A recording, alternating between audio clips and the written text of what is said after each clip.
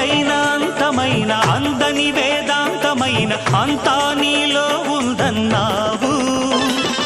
పండితులకు పామరులకు భోగులకు త్యాగులకు భక్తి మూలమొకటే అన్నావు.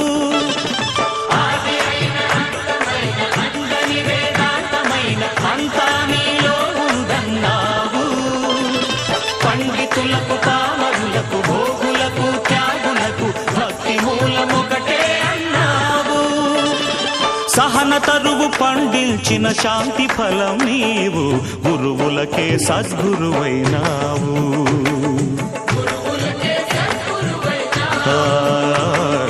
గురువులకే సద్గురువైనావు.